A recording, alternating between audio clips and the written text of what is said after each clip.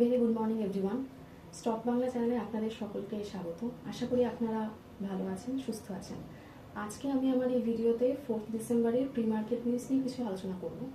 আগের মঙ্গলবার আমরা যেটা দেখলাম, নিফটি, ব্যাংক নিফটি যথেষ্ট পজিটিভ র্যালি দিয়েছে। মেন কারণটা হচ্ছে এইচডিএফসি ব্যাংক, তার শেয়ার প্রাইস রেকর্ড হাইতে আছে, নেট প্রফিট 14 লাখ ক্রোড়। তো সেই জন্য অনেকখানি র্যালি আমরা ব্যাংক নিফটিতে দেখতে পেয়েছি।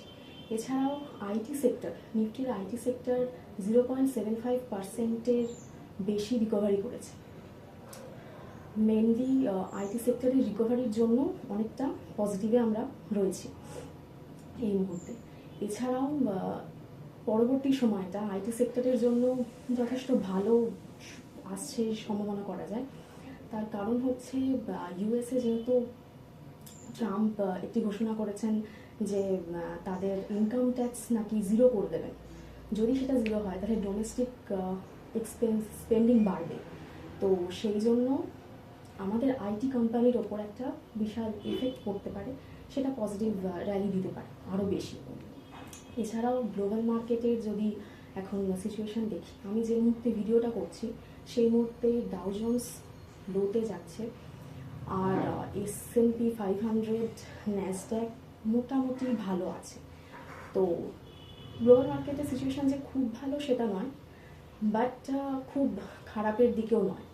এবার আজকে মার্কেটে লো যাওয়ার সম্ভাবনা হতে পারে, মার্কেটের বিয়ারিশের র্যালি একটা আমরা দেখতে পারি। এছাড়াও অপশান চেনে যদি আমরা খেয়াল রাখি, নিফটি অপশান চেনে আমরা 24,300, তাতে সবথেকে বেশি পুট রাইটিং দেখতে পাচ্ছি, আর 24,500-তে সবথেকে বেশি কল রাইটিং রয়েছে। এবার যেহেতু 24,500-তে সবথেকে বেশি কল রাইটিং রয়েছে, তো এটা একটা সম্ভাবনা করা যায় যে আজকের মার্কেট একটু হলেও বিয়ারিশ দিকে যেতে পারে। তো গোল্ডের, আর অন্যদিকে গোল্ড যদি আমরা দেখি, তো গোল্ডের প্রাইস একটু লোতে আছে, অপরদিকে সিলভার আপ হয়েছে। আর রুপি একটা ভালো নিউজ যে রুপি রিকভারি করেছে, অল টাইম যে লোতে যাচ্ছিল তার থেকে অনেকটা রিকভারি করেছে এগেনস্ট ইউএস ডলার। তো মোটামুটি মার্কেটের অবস্থা খুব একটা খারাপের দিকে নয়, কোনো বড় নেগেটিভ সেন্টিমেন্ট আমাদের মার্কেটে যে এসেছে সেটা নয়। কিন্তু গ্লোবালে অবস্থা একটু গন্ডগোলের। সাউথ কোরিয়াতে যেমন একটা ক্রাইসিস দেখা দিয়েছে, আগের দিন রাত্রিবেলাকার নিউজ। এছাড়া ফ্রান্সে গন্ডগোল রয়েছে, কিন্তু এগুলোর এফেক্ট যে ইন্ডিয়ান মার্কেটে খুব একটা বেশি পড়বে তার কোনো সম্ভাবনা নেই। তো আজকের এই রিপোর্ট আমি এখানেই শেষ করছি।